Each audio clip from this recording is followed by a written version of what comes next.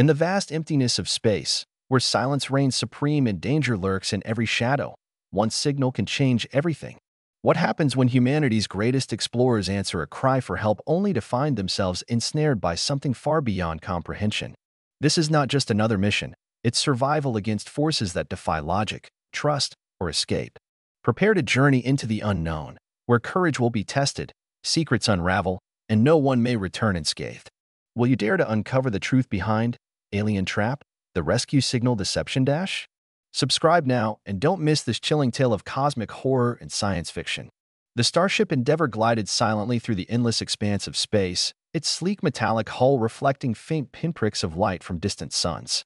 It was a marvel of human engineering, designed to withstand the harshest conditions imaginable while carrying its crew deeper into uncharted territory than any mission before it. On board were 6 highly trained astronauts, each chosen for their unparalleled expertise and unwavering resolve. They had been traveling for months, charting new systems and gathering data that would shape humanity's understanding of the universe. But today, their routine was about to shatter.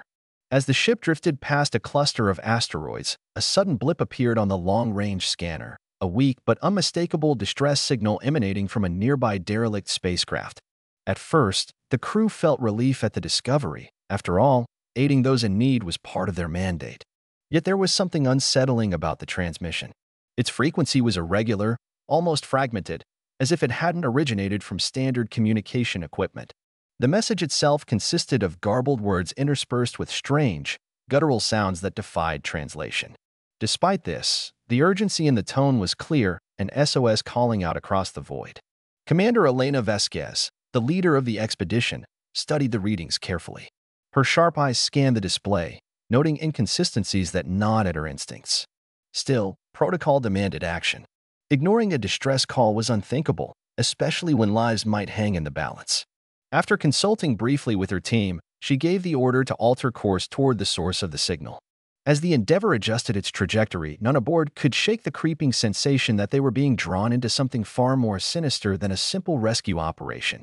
The closer the Endeavour came to the mysterious vessel, the more peculiarities began to surface. Initial scans revealed that the craft bore no resemblance to any known design used by Earth-based agencies or even allied extraterrestrial civilizations. Its shape was asymmetrical, jagged edges jutting out like broken teeth against the backdrop of stars.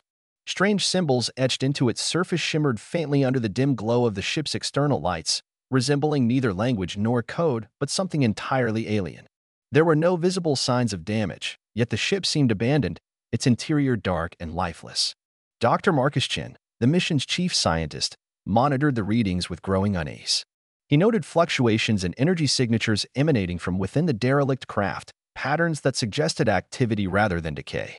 These anomalies contradicted the appearance of abandonment, raising questions about what truly awaited them inside. Meanwhile, Lieutenant Sofia Alvarez, the ship's engineer, voiced concerns about potential hazards. She pointed out that boarding an unknown vessel carried risks ranging from structural instability to hidden traps. But Commander Vasquez remained resolute. The distress signal persisted, and abandoning it now would mean turning their backs on possible survivors. Preparations began swiftly. The team suited up in advanced pressure suits equipped with enhanced sensors and emergency protocols. Weapons were checked meticulously, though the hope was that they wouldn't be needed.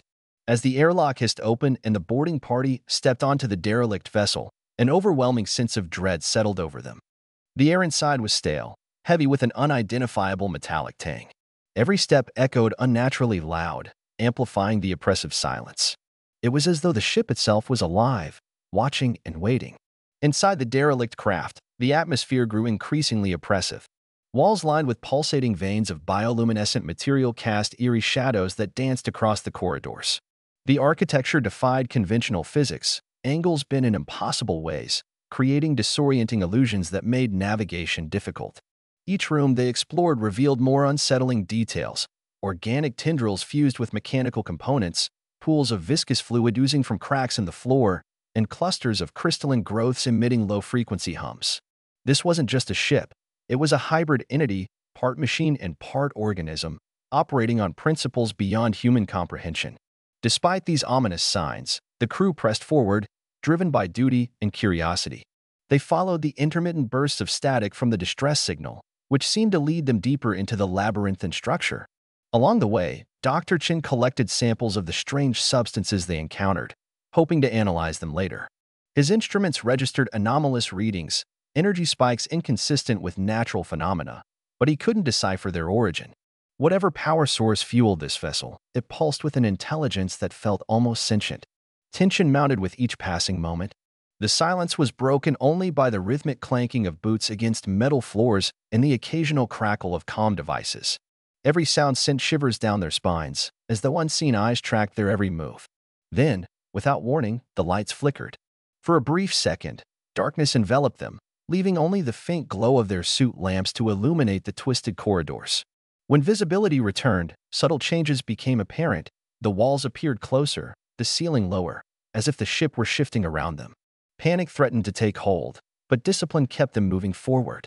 As the team ventured further into the alien construct, they stumbled upon a chamber unlike anything they had seen before.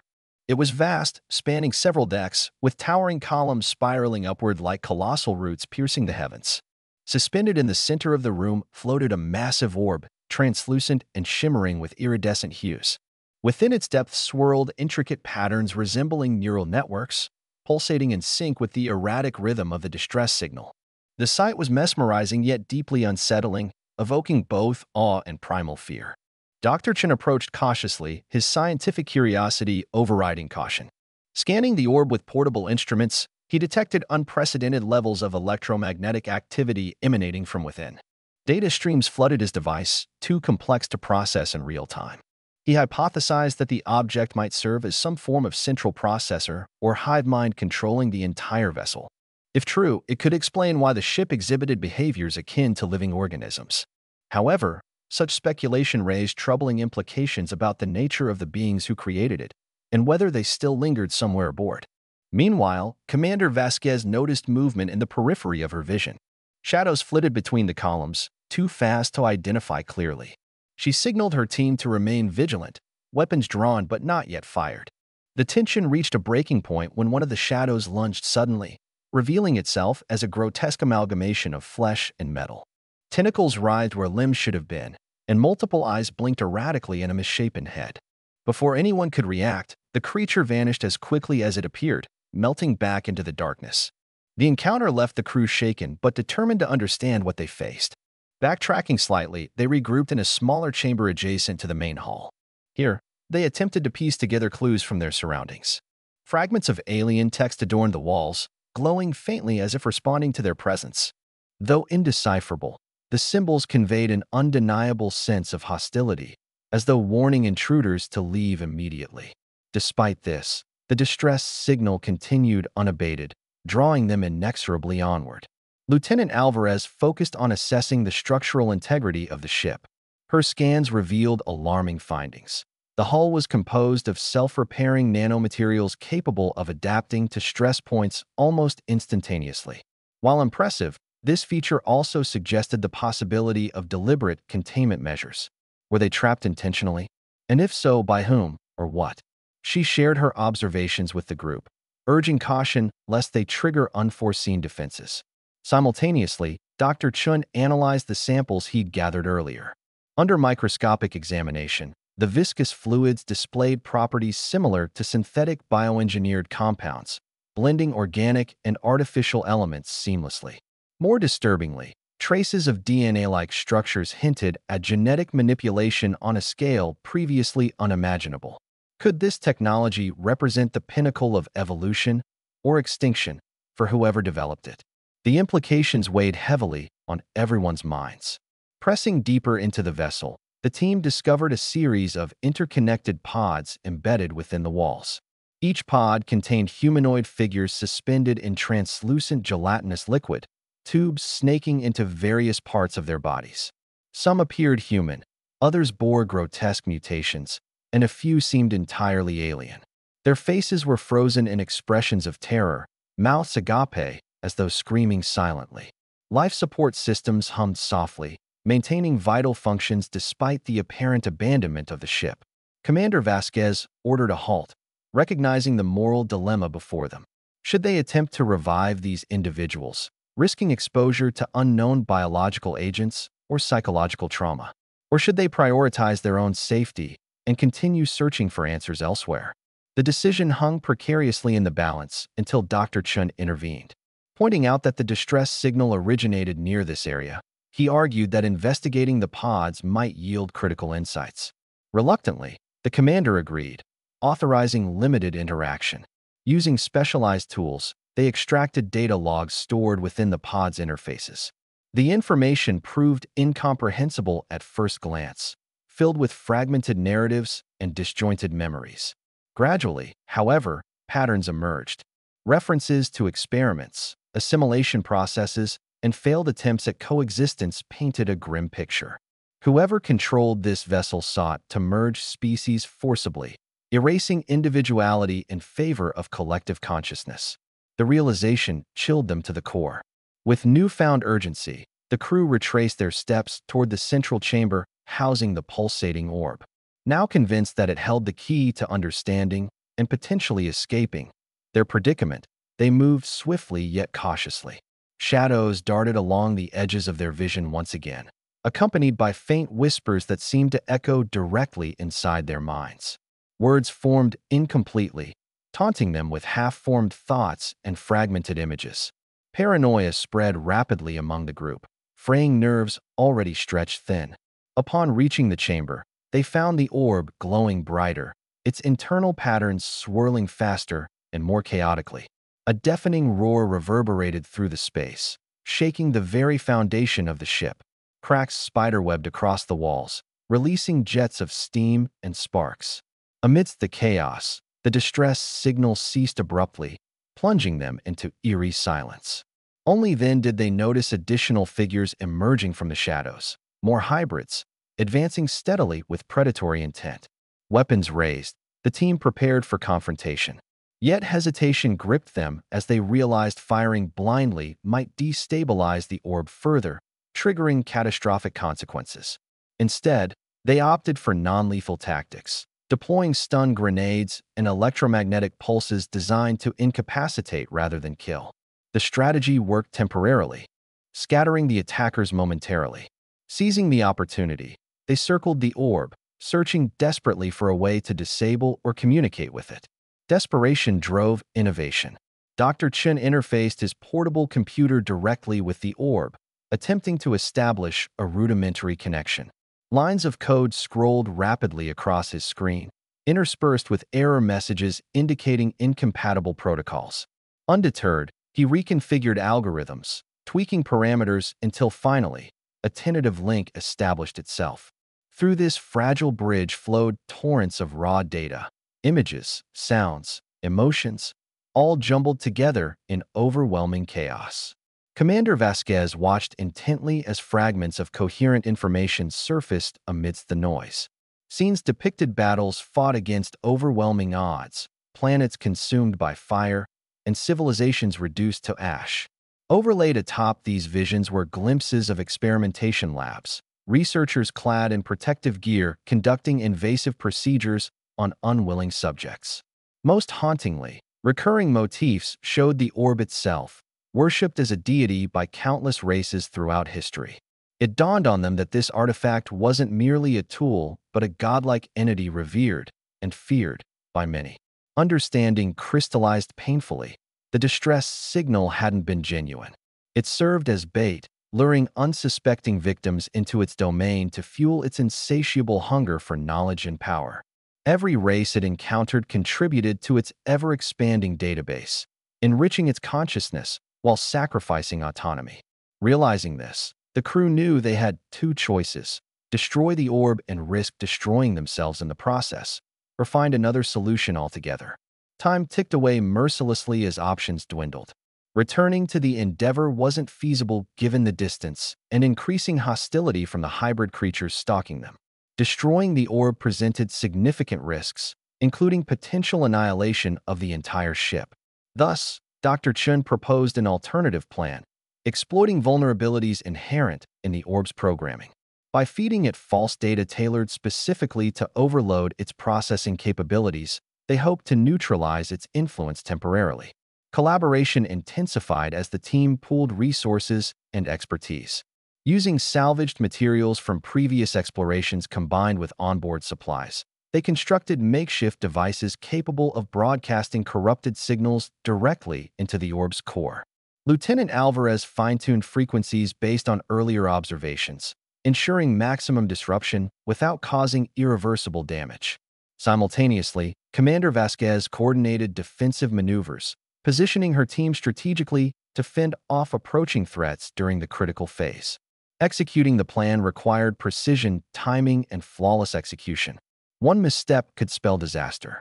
As preparations neared completion, nerves tightened like coiled springs.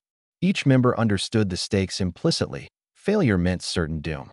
With final adjustments made, they braced themselves for what lay ahead, knowing full well that success offered no guarantees of salvation. Activation commenced. Devices hummed to life, projecting waves of distorted data aimed squarely at the orb. Initially, nothing happened. Tension mounted exponentially as seconds stretched into agonizing minutes.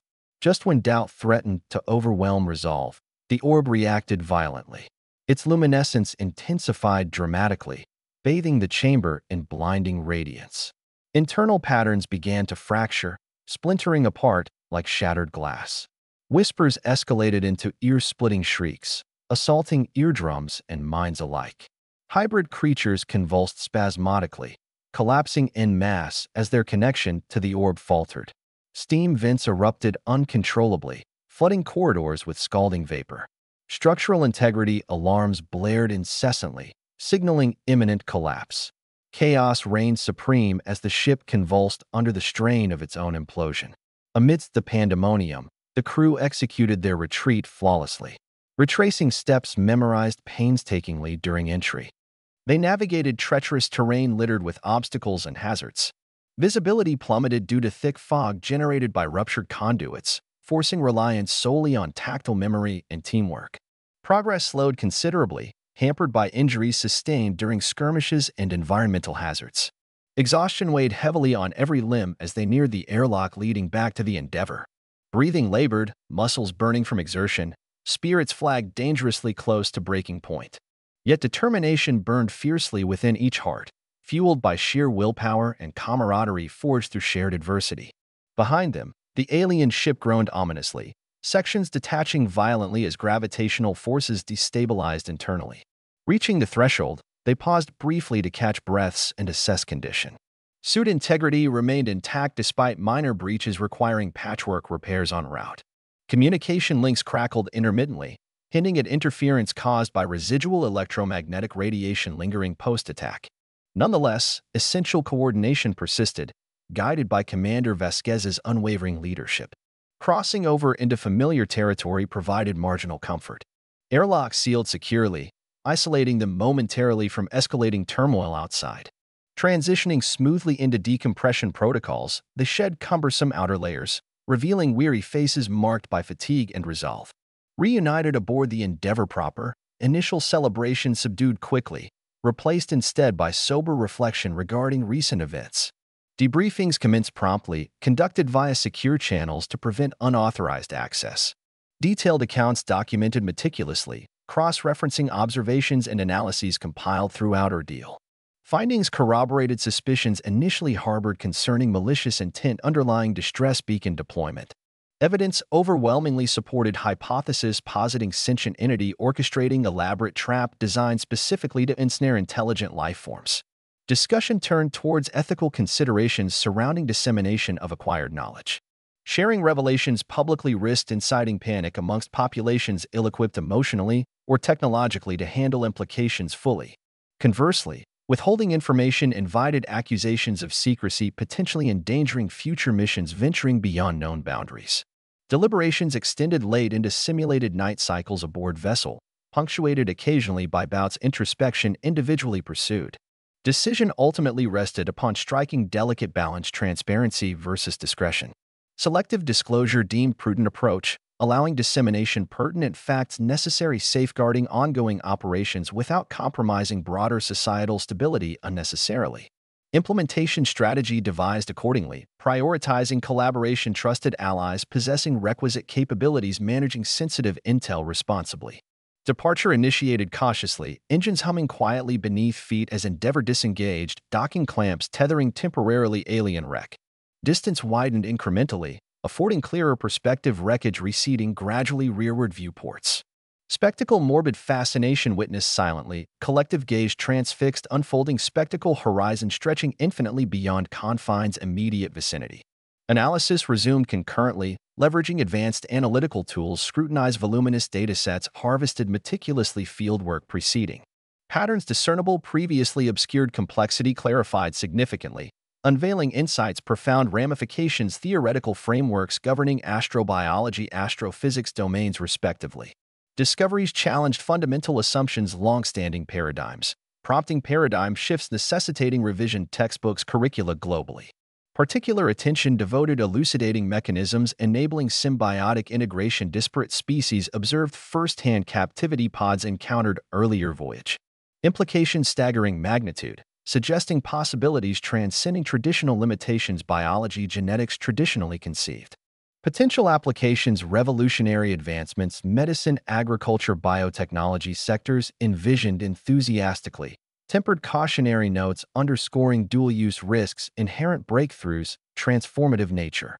The journey back to Earth felt both endless and fleeting, as though time itself had become distorted by the events they had endured. The crew of the Endeavour oscillated between moments of quiet reflection and bursts of animated discussion about what they had witnessed. Each member carried the weight of their experience differently. Some sought solace in routine tasks, while others pored over the data collected during their harrowing encounter. Despite their exhaustion, there was a shared understanding that what they had uncovered demanded careful analysis and responsible handling. Dr. Chen spent most of his waking hours in the lab, dissecting the samples he had retrieved from the alien vessel. His findings were both fascinating and alarming. The hybridization process observed in the suspended pods seemed to involve a form of forced genetic assimilation, blending the DNA of different species into a single, cohesive organism. This wasn't merely biological experimentation. It was an attempt to create something entirely new, something that transcended the limitations of individual races. The implications were staggering. If such technology fell into the wrong hands, or worse, if it escaped containment, it could spell disaster for humanity and countless other civilizations. Commander Vasquez, meanwhile, focused on ensuring the psychological well-being of her team. She knew that the trauma of facing an incomprehensible alien intelligence and surviving its trap would leave lasting scars. Mandatory counseling sessions became part of the daily schedule, offering a safe space for the crew to process their emotions. Yet, even she struggled with her own demons. The decision to risk everything to disable the orb weighed heavily on her conscience. Had they made the right choice?